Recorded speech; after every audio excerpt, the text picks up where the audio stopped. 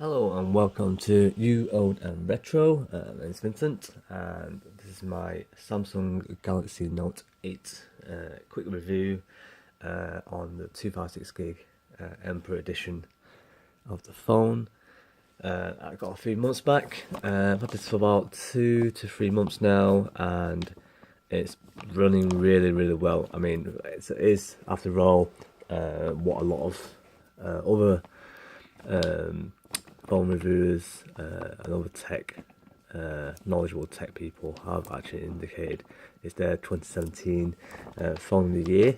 It's basically more or less the complete package. Not the best battery life, but there are plenty of phones out there which have a much bigger battery, yet didn't capitalise on the fact that with that bigger battery you could have a better battery life. I mean, there's like the HTC U11 Plus, which came out at the end of the year, I believe, that had a 3900 plus milliamp battery, and the battery life of that, according to GSM Marino, wasn't spectacular.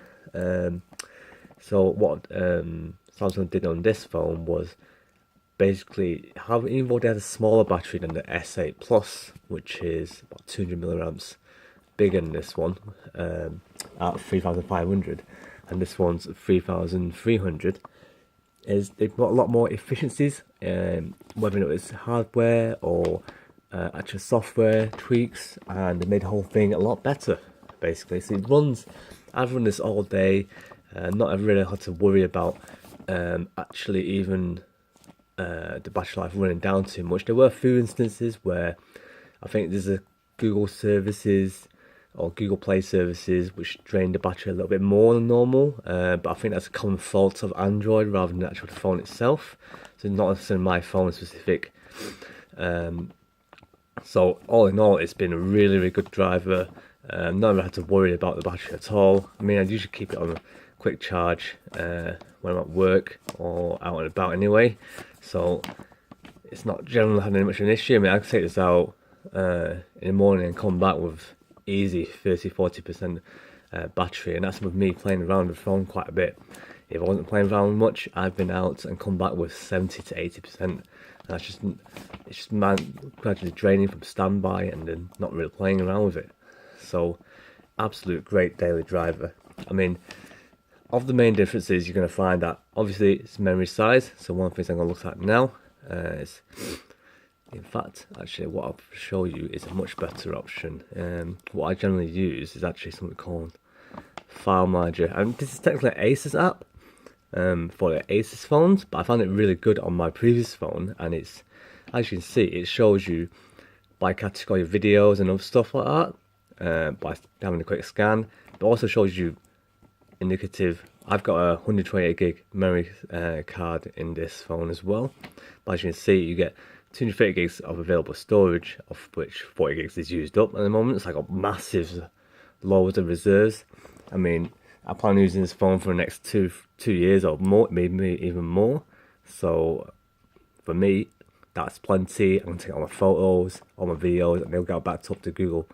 So push, if the phone breaks or anything like that, I'm not going to worry too much about that. This is mainly for music and other stuff like that. So at the end of the day, if I can literally just pull the memory card out and put it into another phone, and all my general day-to-day music and media is all there.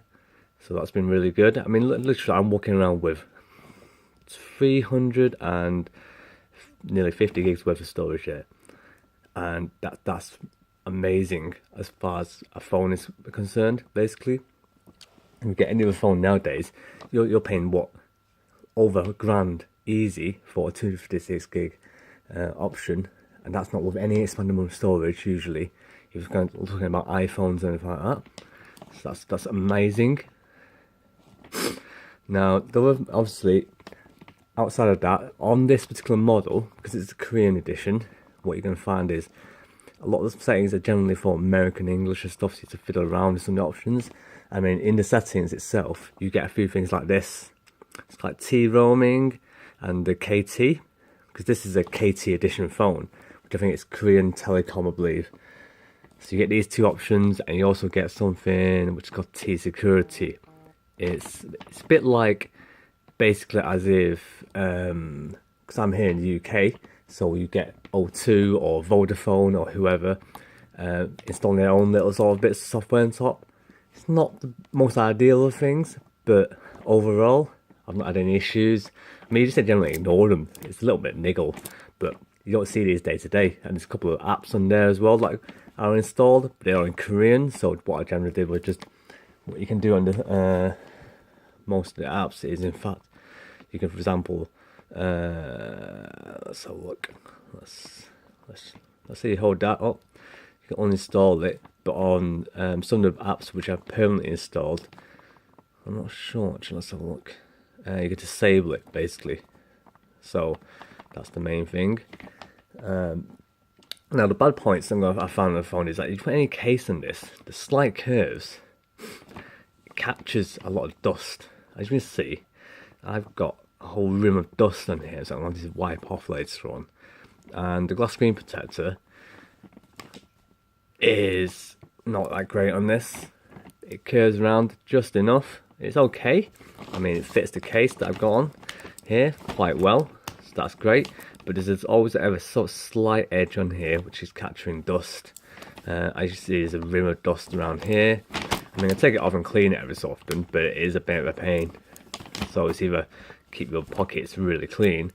As you can see, it's not the most ideal of circumstances to have basically dust and other stuff flying around in your pocket, but as the phone itself is IP, I think 68 resistant, it is pretty resistant to that sort of thing, so I'm not too worried about it.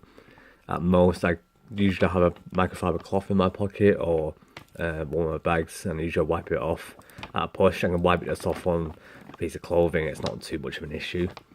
But the dust is a bit of a pain. I mean, a lot of the screen protectors as well, except for, I believe, the white stone one or the plastic ones. So if you use a glass screen protector, usually the adhesive is usually on the bottom and a very little bit on the side and top. And what happens is the glue doesn't last very long, so you generally get a little bit of dust going in. As you can see, there's actually a little bit inside this already. It doesn't affect the day-to-day use. What I'm going to probably have to do is replace the screen protector. I've heard good points, bad points about the white stone dome, I believe it's called, which uses like that wet glue, and you use UV to cure it. But what I'll probably plan to do is, I think there's Tech 21 do a plastic one with a really hard layer, which is probably what I'm going to go for, I think. Overall, or however, that's probably the main difference you're going to worry about the phone. Handability is, as for me, I don't have massive hands. They're probably, well, medium sized, I suppose. Not big or long fingered, but I found the phone not too bad. It is a little bit tall, especially going one-handed and try and hold the top. So you do have to be a bit careful when you're actually carrying this with one hand and walking around the street. The reachability of the fingerprint scanner isn't too bad for me. I mean, what I found, I got used to it fairly quickly, so as you can see, it just tap and it goes straight on. So no issues there. Having a headphone slot is amazing, because I still use a lot of wired headphones around the house. Especially when I'm sitting in bed, I'm not too worried about having to use wireless, and the quality of music through wired headphones is much better. The speaker isn't too great, sitting in a car, but it's passable. S Pen has been a really good thing for playing games and writing notes and other stuff like that, so that's one thing I found actually really good. I mean, in a pinch as well, if you install a glass screen protector, sometimes the responsiveness isn't quite there, so having the S Pen as a backup sort of input device does actually help sometimes. The other thing is, I'm left-handed, you see, so what happens is that I pull it out, I've got access to the power button, I can still reach the S Pen easily. I can use all volume, sorry, not the S Pen, the fingerprint scanner very easily. And as you can see, it's great. I've not had any issues with that. I mean, if I was right-handed now to use this, I'd probably reach up a bit more with my finger more, as you can see. So it's, for me, that's actually been a blessing, I suppose, rather than a curse for some people. Now, other than that, I think it's actually an amazing phone. And the camera's responsiveness has been amazing. I mean, for me, I've actually streamlined a lot of the apps that I've been using nowadays, so I don't play as many games as I used to, or install any random stuff too much. I mean, on my old phone, I had literally like hundreds of apps. It's stuff that I just installed on a day-to-day basis, and it was just like, actually, I probably used maybe 10% of that. And then when I got to this phone, what I found was, because it's the Korean edition of the phone, there's a couple of things that I needed to do to make it more friendly for UK use. I mean, I like using the camera without too much noise. I mean, I like doing a lot of street photography, for example.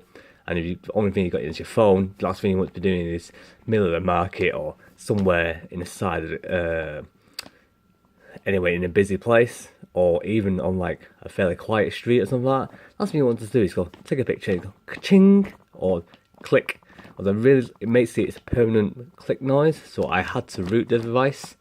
So what I did was basically install TWRP, I think recovery, and then root it with Magisk, something called Magisk. So I've got Magisk Manager here, which helps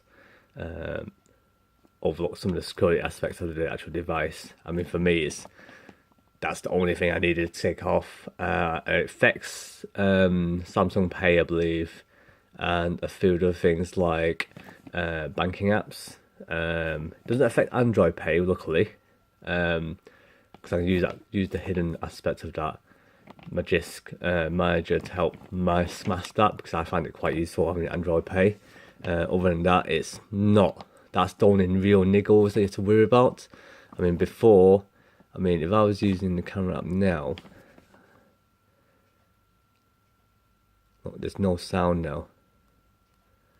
Before there was sound, so that's one of the things that I found was really quite annoyance.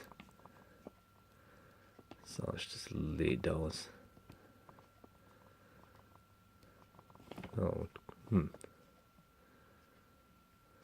Actually, let's delete that. Don't need that.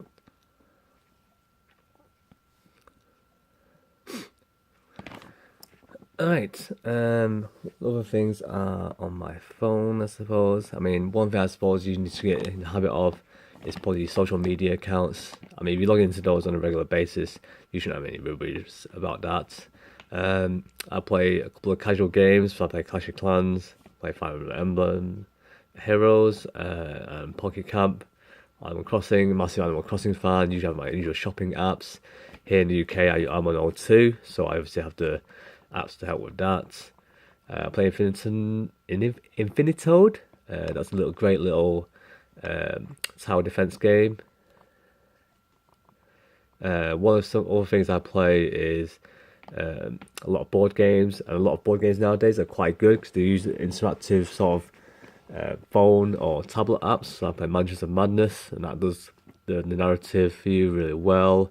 Skyscanner to look at my apps. One of the things I found is Photoshop apps are really good, especially with the S Pen, especially for cropping things out and adding things to photos, especially for a little bit of fun, especially on Facebook. You can take someone else's photo, save it, crop out a picture of a dog, for example, and then copy and paste it over and over again, which is really quite a fun element of that whole thing. What else do I use? Yeah, see, this is an option of what I was talking about. This is one of the Korean apps.